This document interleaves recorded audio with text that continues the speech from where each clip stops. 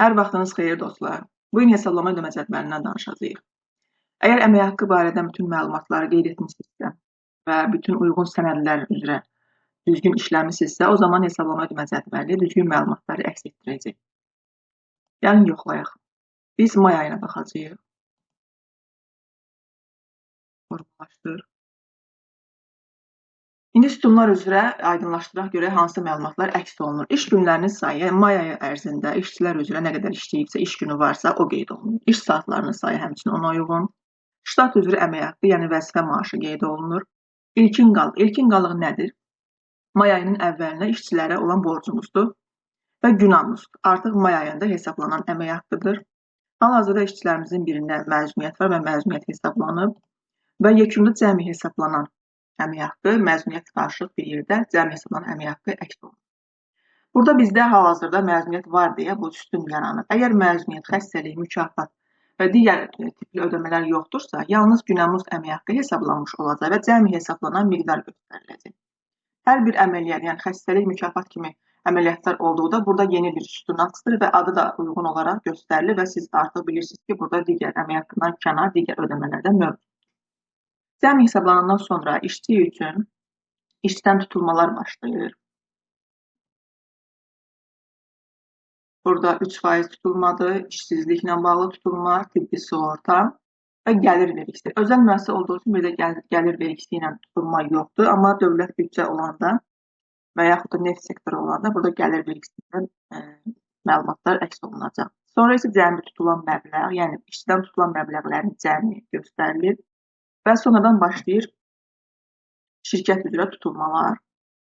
22% işsizlik və tibbi sığorta ardıcıl şəkildə göstərilir və ələ alınan məbləğ, yəni bizim net əmək haqqımız, cəmi hesablanandan əmək haqqıdan cəmi tutulmalar çıxdıqdan sonra işçinin ələ ala biləcəyi məbləğ və yaxud da net əmək haqqı bu üstunda göstərilir. Sona qalıq. Sona qalıq nə deməkdir? Bizim ilkin qallığımızla və ələ alınacaq məbləğ, yəni işçinin may ayında olan maaşı və yekunda son qalığı verir. Əgər biz ödəməni əks etdirsək, bu sütunda əlavə bir yerdə açılacaq. May ayında ödənişi versəydik, burada əlavə bir sütun açılacaqdır və orada ödənilən məbləğ göstərəcəkdir. Və yaxud da əgər əmək haqqı ödənişi iyun ayında eləmişiksə, o zaman burada həm də dövrü dəyişməliyik ki, biz ödənişi də görək.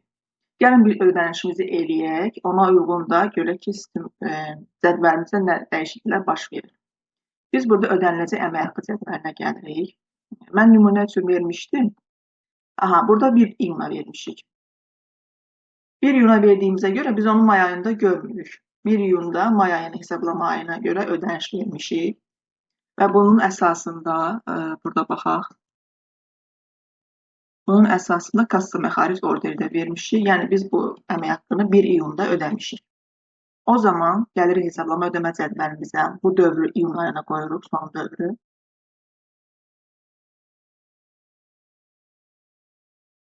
Yenidən formalaşdır. Və belə baxırıq ki, ödənilib. Yəni əmək haqqımız ödənilib. May ayının əmək haqqı ödənilib. Очередная выплата, yəni növbəti ödəniş deməkdir. Bayaq açılmışdı, burada biraz cədvəldə fərqli görsənir. Yəni ələ alınan məbləğ, növbəti ödəniş və artıq bu ödənilib. Son qallığımızla nədir? Əgər may ayının əmək haqqısı hesablanıb ödənilibsə və iyun ayı hal-hazırda tamamlanmayıb, ona görə iyun ayının hesablanması burada yoxdur. O zaman bizim son qallığımız ilkin qallığımıza bərabər olacaq. 4830,77 manat bizim son qallığımız var. Həmçində ilkin qallığımız. Eyni rəqəm olub göstərir. O deməkdir ki, may ayının əvvəlində olan qalıq hal-hazırda may ayının sonunda olan qalıqdır. Deməli, may ayının əmək haqqısı həm hesablanıb, həm də ödənilib. Hesablama ödəmə cədvəlinin burada göstərilən tutulmaları, cəmi hesablanan əmək haqqını biz hesab üzrə dövriyyə qalıq cədvəli ilə də yoxlaya bilərik.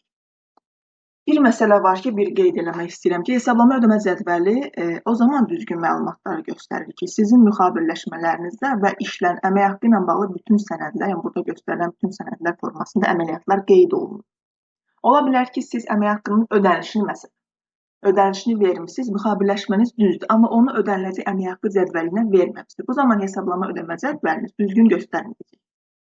Yəni, bu cədvəlin düzgün işləməyi üçün sizin əməliyyatlarınız da uyğun sənədlər üzrə işlənməlidir. Həmçinin müxabirləşməniz də düz olmalı. Gəlin yoxlayaq. Məsələn, cəmi hesablanan əmək haqqını yoxlayırıq. May ayına hesablanan əmək haqqı. Gəlirik hesabatlardan hesab üzrə dövriyyə balans cədvəlinə.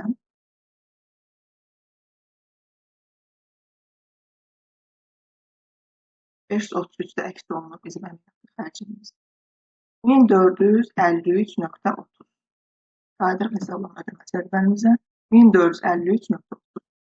Deməli, müqabilləşməmiz və hesab üzrə dövriyəmiz düzgün göstərir və hesablama ödəmə cədvəlimizlə üst-üstə düşür. Tutulmalarımıza baxa bilərik. Tutulmalarımız bizdə 522 hesabında əks olunub hamısı.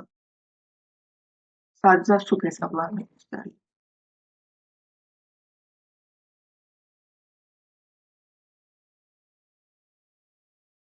Burada baxırıq. 522.01 103.33. Bu bizim işçidən tutulmamız, yəni 3%-imizdir. 103.33. 522.02. Bu bizim şirkət tərəfindən tutulmamızdır. Yəni 22%. Bu da 260. 260. Sonra işsizlik.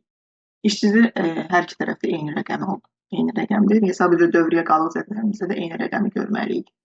Və işsizlik 522.03 1, 7, 27 və 522.03 və 7.27. Və gəlirik tibbi sığortaya. Tibbi sığorta da hər iki hesabda eyni olmalıdır. 29.07, 29.07. Baxırıq, yoxlayırıq bundan. 29.07 bu işçidən tutulandı. Bu da 29.07 şirkətdən tutulan. Deməli, bizim tutulmalarımız müqabilləşmələrdə düzgün əks olunur. Bu qədər. Ümid edirəm yardımcısı olar sizə bu cədvəlimiz.